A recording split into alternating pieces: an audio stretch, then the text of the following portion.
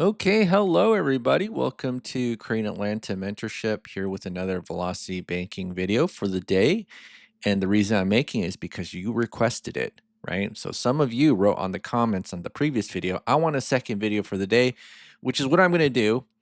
And I was kind of actually inspired by some ads that I saw on my YouTube account, which is if you're making over $150, not $150, $150,000 and your gut is hanging out, you need to click this video so that we can put you in shape. And I honestly think those are really effective ads because it's saying, hey, no poor people, right? And if I were a really smart mother effer, I would make those types of videos for doctors. Like, hey, if you're a doctor and you're worried about med school debt, you need to click here and sign up for our program, right? But because I'm a little bit lazy and I honestly don't care, not going to do that. But if I were smart, I might do that. Just like the fitness ads, where it's like you must make over $150,000 in order to join our programs. Like that's really smart and targeted ads. I got to do that, but this time for doctors, right? And I actually asked ChatGPT, what's like the average, typical salary doctor in debts, and ChatGPT said, look at this. 200 or $300,000 mark. So if you're making $100,000 or less than $200,000 as a salary for a doctor, apparently that's really, really bad because the average is around the 200 and $300,000. And in fact, let's go ahead and just read this out loud. Um, In the United States, physicians typically earn substantial salaries, but they also face significant educational debt. The reason overview based on recent data. Average physician salary 2024. Overall average FI. Physicians earned an average annual compensation of approximately $376,000, marking a 3.6% increase from the previous year. White coat investor Airy Care. Specialists average $394,000 and averaged $394,000 annually. NS earned about $277. P earned about $277 per year. IANS was $321,000. The median salary for physicians was $321,000, indicating that half earned more and half earned less. Physician side gigs, graduates carried an average debt of $234,597. Excluding undergraduate graduates, carried an average debt of $234,597, excluding undergraduate and other educational debts. Education Data Initiative TAL debt was approximately $2, including undergraduate and pre-medical education. The average total debt was approximately $264,519. Education Data Initiative Private Medical Schools. Graduates faced higher debts. Average. Graduates had average debts around $160,000. Snapshot. Debt to income ratio. Graduates faced higher debts, averaging. I'm going to stop this because the new version of ChatGPT can't read. But yes, we have on average at least a salary of $200,000. So the median is 321, and then the average medical school debt is around at least $200,000. And if you take a look, you just kind of go on like Google or Reddit and just type in Reddit worried about med school debt. You'll see that people are freaking out, right? A lot of people freaking out. Med school debt, high med school debt is stressing me out, worried about loans, right? And yeah, let's see what we can do here because it should be relatively easy because if you're making over $376,000 and you have only $200,000 of debt, that's way better in terms of cash flow or potential cash flow than let's say a typical single family home as a real estate investment, which only makes $100 to $200 a month, but the house will probably cost 200 or $300,000. Am I right? All right. So this is what I did is I created a velocity banking spreadsheet for the doctor, right? And so 18 grand of income, 16 grand of expenses, $2,000 left over. And I actually typed in the salary in like a after tax calculator right here. So let me actually go up here, 321,000. I think I put that in this ADP, yeah, calculator right here. And basically, what's the, we're just going to see a monthly pay frequency, even though it's much more likely that it's biweekly. As you can see here, the take home pay is about 18 grand. right? So we're assuming that the average doctor, according to the statistics, this is, seems really high, 18 grand and still struggling, but we'll assume that we're making 18 grand a month. We have 16 grand expenses, and then we have $2,300 left in savings. And then in our expense breakdown, we have to list every single debt that we have, every single one. Okay. So if we scroll down here, 10 credit cards, two auto loans, right? A student loan, and then we have a $450,000 mortgage, and then our general expenses we'll say is $5,000 a month. Maybe we like to eat out a lot, right? Maybe doctors love sushi. I don't know. Is sushi good for you? I don't know. They kind of say it is, but then I've seen episodes of The Simpsons where they ate sushi and it was poisonous fish. Okay. So actually, it's been a long time since I had sushi, but I'm assuming that we kind of spend it on sushi, maybe massages with a happy ending, um, sometimes Korean, sometimes Chinese, sometimes Vietnamese. But I hear that they don't, lack of Japanese in the area, so probably we don't have that Japanese happy ending massage. Wink, wink. Okay. What do I talk about? Anyways, yes. Um, $5,000 a month, which is pretty, that's actually kind of substantial if you because these are expenses that don't include housing because we assume that we have a $450,000 mortgage in the mix. So we're actually spending about $6,897 in terms of housing and general expenses, right? So that's kind of a lot. But as you can see right here, we have all this debt and we have only $2,000 left over. So, for most people, having $2,000 left over is like fantastic. It's like really great, right? But if you're making 18 grand a month, and you have $2,000 left over, that would bring a lot of people shame, right? A lot of people shame. But let me show you how to have a happy ending with velocity banking. So this is what we're gonna do. We're gonna copy the same income and the same expenses, and then we're gonna do something that most people are afraid to do, right? What are most people afraid to do? They're afraid to not save money. So this is going to be zero, right? And then what we're going to do is we're going to increase our cash flow. So our cash flow looks the same in the beginning. And if you take a look here, this is just kind of how the flow of money works is that when money comes in, you treat your money like a hot potato and then you make sure it goes into debt, right? That's how we're going to treat money when we're handling it. So the way that average American banking works, or possibly average doctor banking, we might call it that, is that money comes in and then we pay our bills and then we just leave the leftover in checking or savings, right? But that checking and savings is essentially idle money, and why not you just use it to attack debt? And you might be like thinking like, well, if I don't have that checking and savings, what if I need an emergency? This is what lines of credit are for. And if you don't know what a line of credit is, basically a financial tool where you could borrow money, pay it back, and use it over and over again. So with my home equity line of credit at $373,500, I can click a button on the bank's website and they'll dump up to $373,500 and charge me 8.5% interest rate. There's credit cards, which are a line of credit, a little bit not flexible, right? And personal lines of credit. I think they even have a physician's line of credit. In fact, let me do this. I think Truist has this physician line of credit, right? So physician line of credit. Yeah, doctor loans. So Truist is smart. There's like let's just have regular financial products and put it that is for doctors. Mortgages for eligible physicians and dentists, right? Um, I know there was a physician line of credit somewhere, but maybe they took it off. Actually, let's just take a look here. Lightstream loan, Truist Ready line of credit, marine loan, or a boat loan. I heard these are dream killers. You take these loans out, they're gonna make you make sure that you struggle a little bit. And maybe they took it away. Actually, I'm just curious now. What's a doctor loan? A doctor mortgage loan. Look how happy this doctor is because you got a Truist doctor loan. Okay.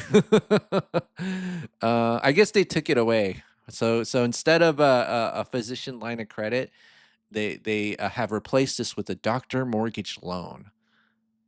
But you know what? If I were like the mortgage officer who got these types of leads, I'd be so happy. Like if I knew it was from this marketing campaign, like it's a doctor mortgage loan.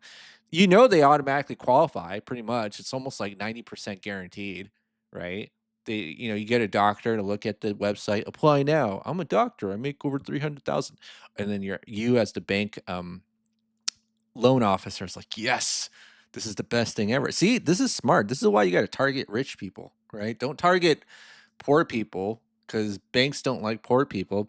So let me actually tell you about all the lines of credit that I have. And if you just kind of scroll down here, I actually have over $739,000 in lines of credit, which includes credit cards as well, but credit cards, personal lines, home equity line, top 0.1% according to ChatGPT, $739,000 in lines of credit. And I'm going to tell you how banks lend to people, okay?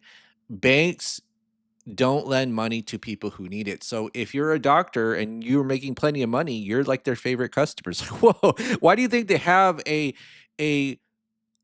web page specifically for doctors? Because they know for the most part doctors don't need money, right?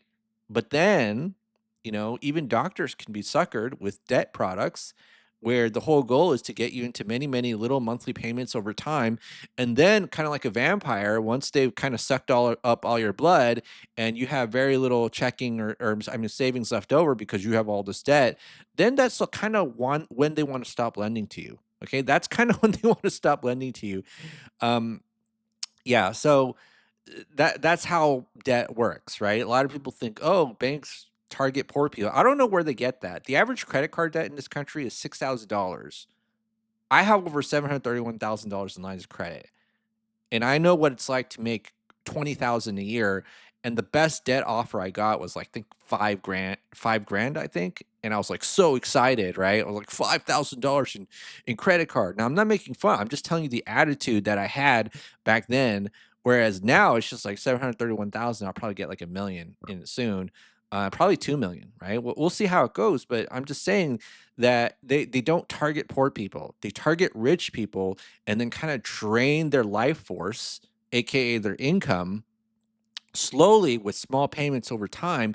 And then once they have too many small payments over time, that's when they stop lending to you, right? But they're not going to lend to poor people. This is why, like, when you'll notice that in any sort of financing application, with a mainstream bank, they're going to check two things. Number one is your credit score, but number two is your income, right? Your income isn't generally reported to the credit bureaus.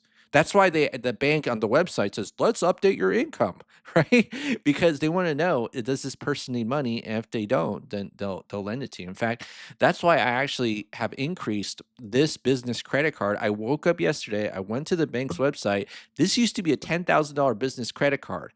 And then the bank saw, okay, this is what the bank saw. Like, whoa, this person doesn't need money, and we'll up the credit limit to 17,500 automatically. I didn't even ask, right?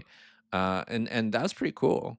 That's pretty cool. But here's the secret to everything: banks don't lend money to people who need it. So if you need money, bank's not going to like that because they consider that to be a giant red flag or risk. Okay. Remember the last time your friends and family begged you to borrow money because they said, I need it. Please, I need it. And then you did it and they didn't pay you back? The bank knows that times a million because they have to deal with millions and millions of people.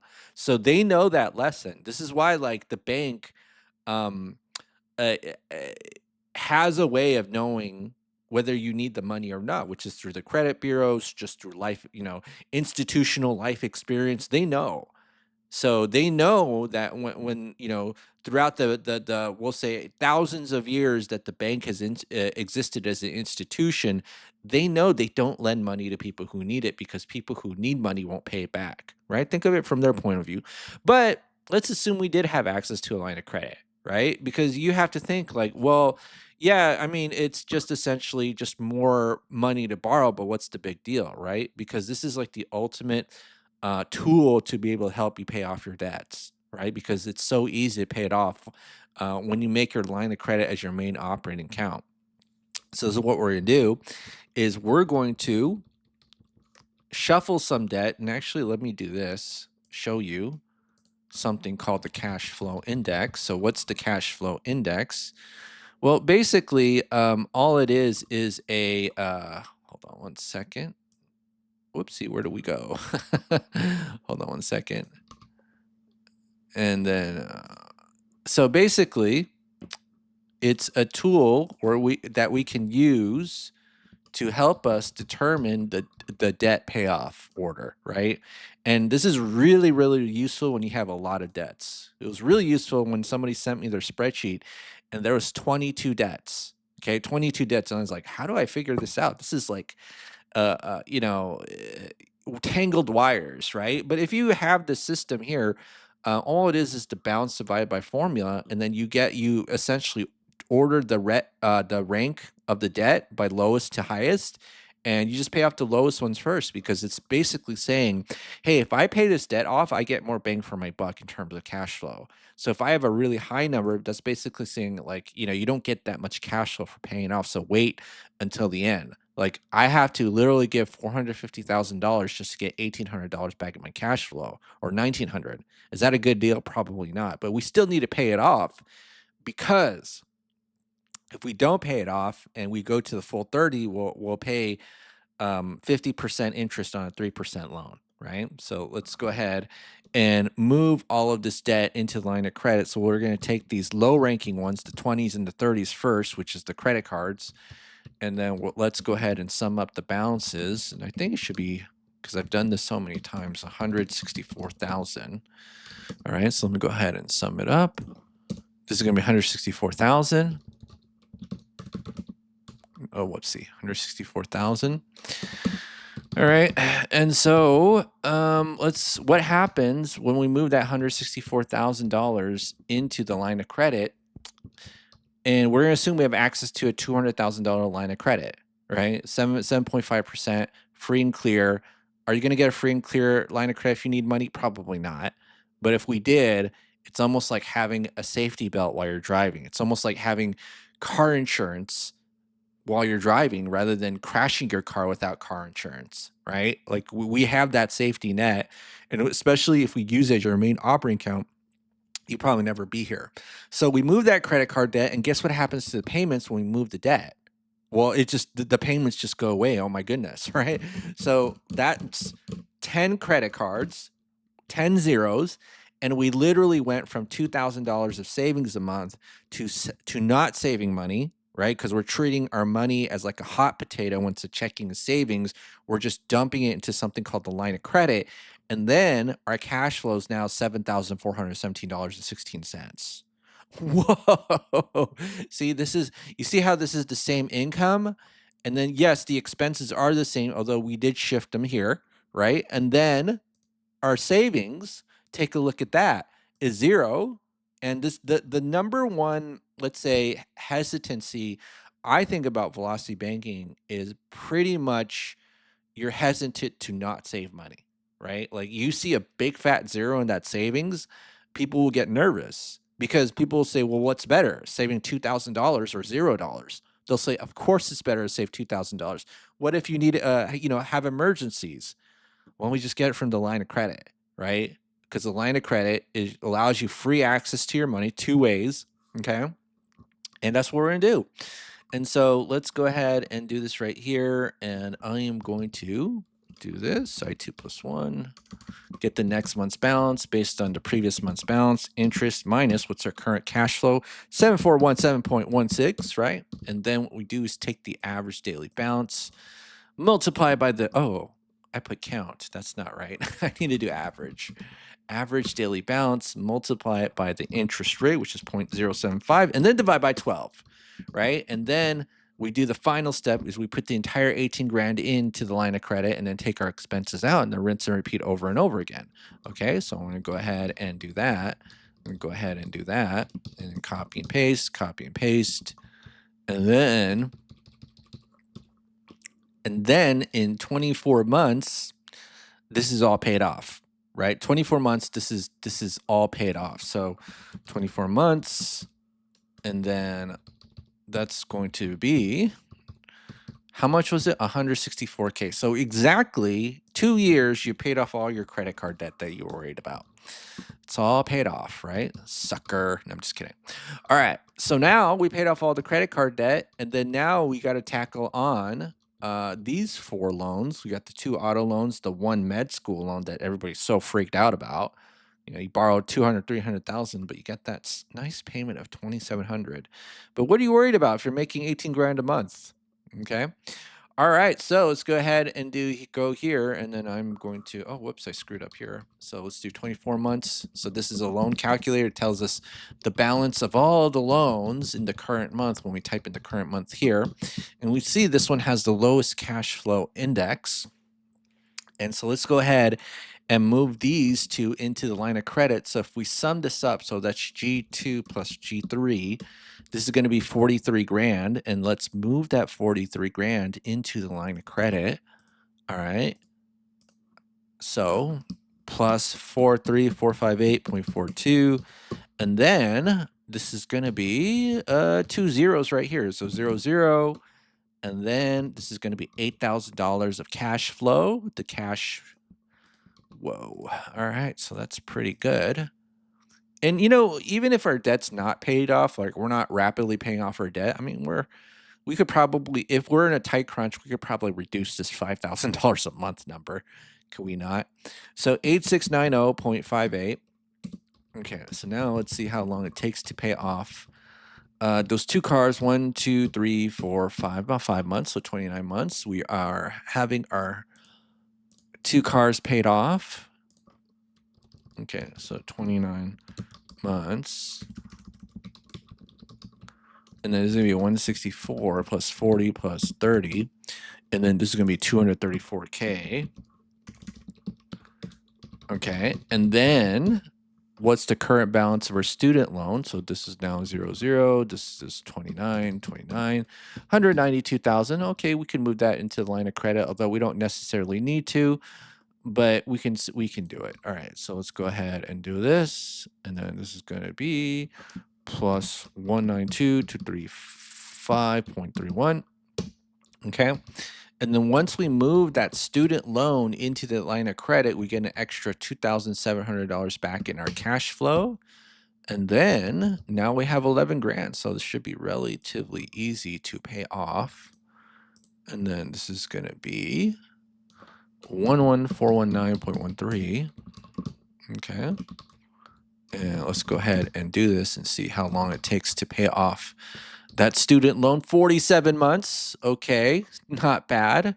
47 months. And we'll just do this right here. So 47 months. And this is going to be 234 plus 235. And then it's 469K.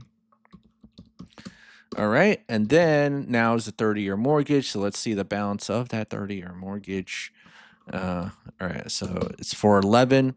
And at this point, right, this is our last debt we need to pay off. And if this is your own last debt, you can make an argument, why not start investing here and just leave the mortgage, which you could, right? No big deal. So you can definitely do that.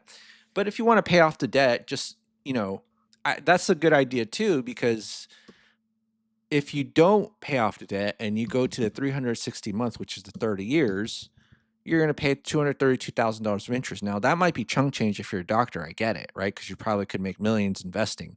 But let's say you just want to go the safe route and pay off all your debt first, okay?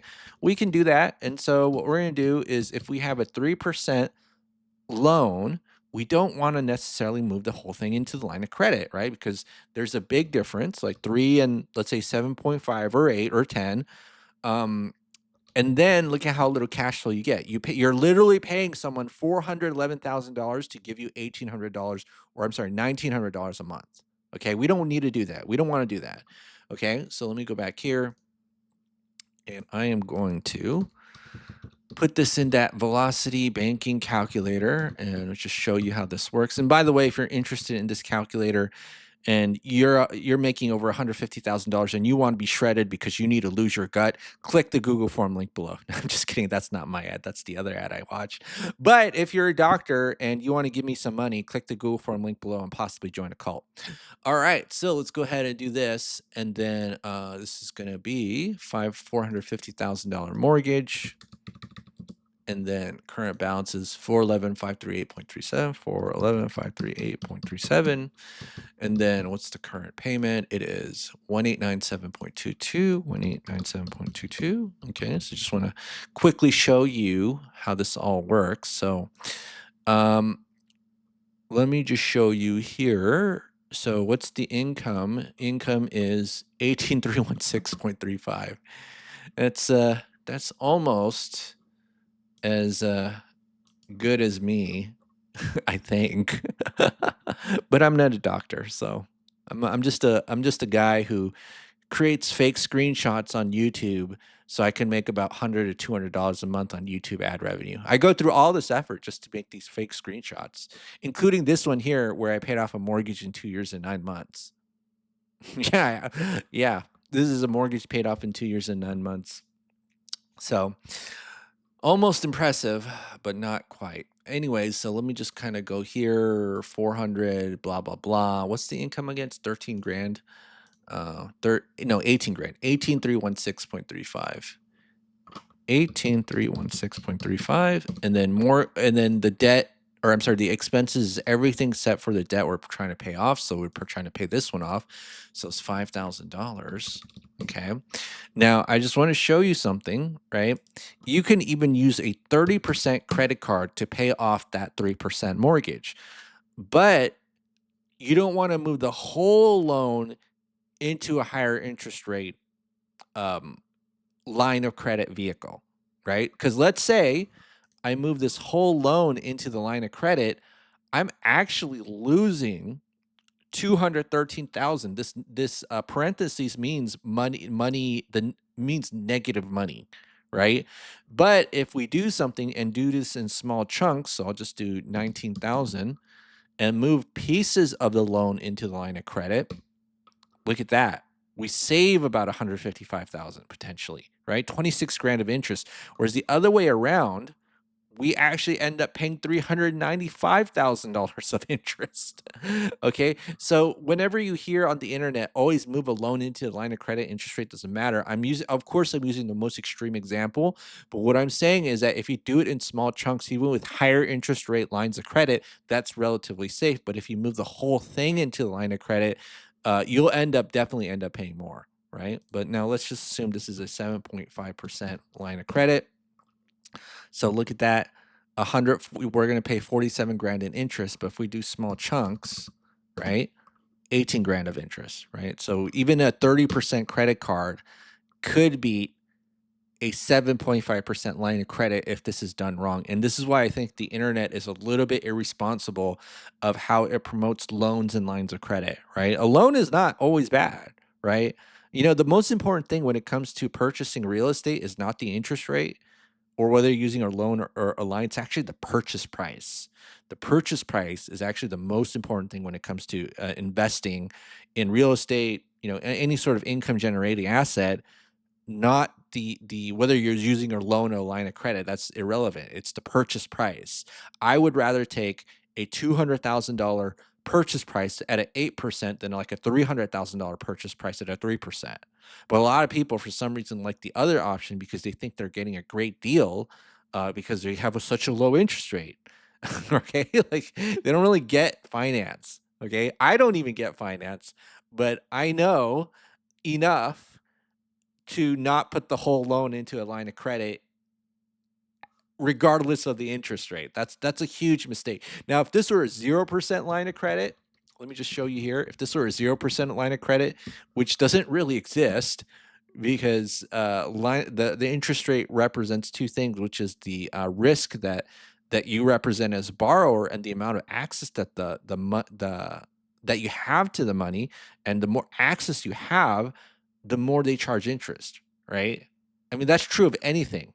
The more access you get, like how they have those software description subscriptions where it's like, if you pay the free package, you only get access to 3 features of the software, whereas you pay like $20 a month, you get all the features, right? That's how it works.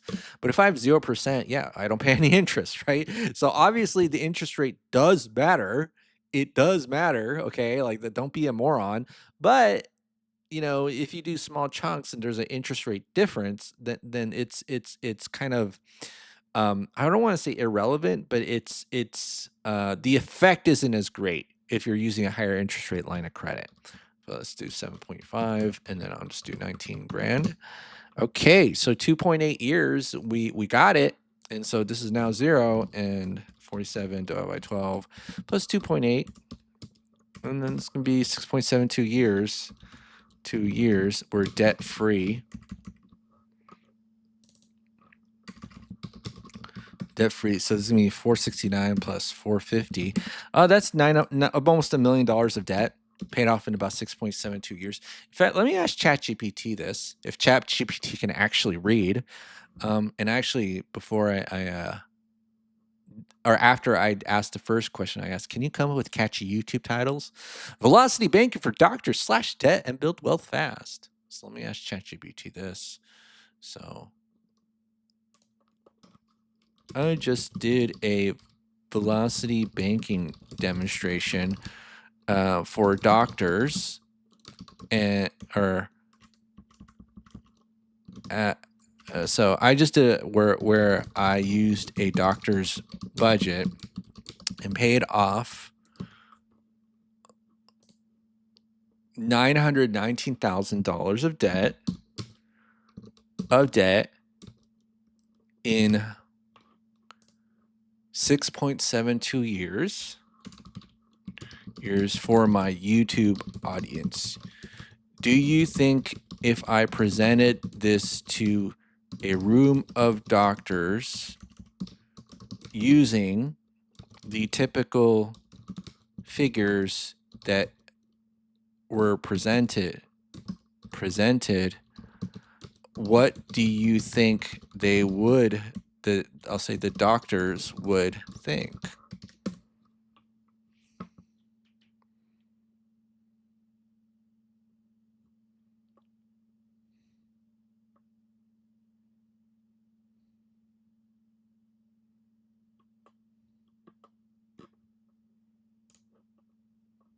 That's a great question. If you were to present a velocity banking demonstration with a doctor's budget, salary versus debt, showing how 999K in debt could be eliminated in just 6.72 years, here's how I think most doctors in the room would react. Likely positive reactions: intrigue and excitement. Many physicians are burdened with high six-figure student loans, mortgages, and sometimes practice debt.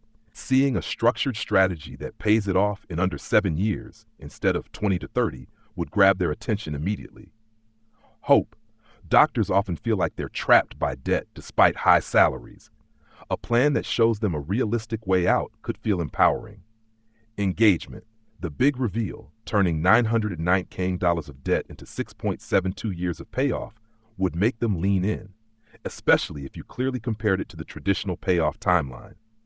Skepticism you might face, complexity.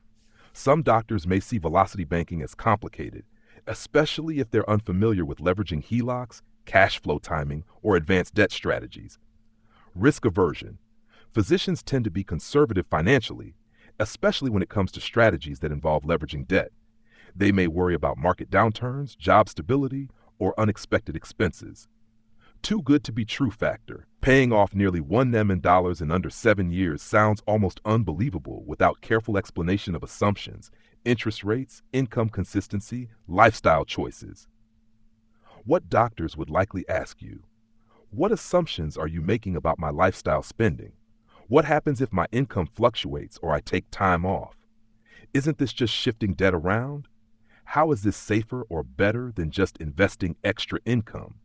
How to strengthen your case. Anchor to reality. Start with average physician salary, 277K, 194K depending on specialty, and average medical debt, 230K plus, so they see the baseline is legit. Show side-by-side comparisons.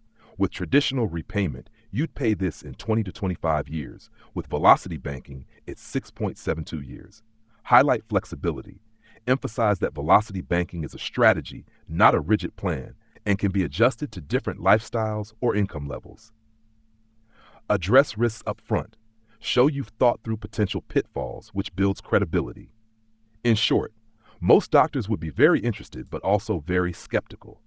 If you present it clearly, with numbers they can recognize as realistic, and address the skepticism head on, you probably spark a lot of curiosity and maybe even some converts. Would you like me to help you design a presentation outline tailored for doctors with flow, talking points, and skeptic proof explanations? That way it'll hit both the excitement and the objections at the same time. So yeah, now we got 13 grand actually saved up because we don't have any more debt, which is pretty sweet, right? And so probably, within under a year, you'll save at least $100,000 and you can spend it whatever you want. Even happy times at some massage parlor, if that's your thing. Anyways, or okay, happy endings actually. All right, so that's it for today. This is Korean Atlanta Mentorship. Have a great day, everybody. And do I have a catchphrase? I don't even have a catchphrase. I wish I did. I wish I did. What's a good catchphrase for a superhero? All right, I'll do this because in the last Superman movie, they never really talked about truth, justice, and the American way. So I'll just say that for the end of this video, okay? They try to say truth, justice, and the human way, at least in the marketing. So we'll say, have a great day, everybody, and salute to the truth. Actually, what do I say? Oh man. Truth, justice, and the American way. When does Superman actually say that? I don't know. But I'll end with this. Salute to truth, justice, and the American way. Have a great day, everybody, even if you're not from America. Okay? Have a great day.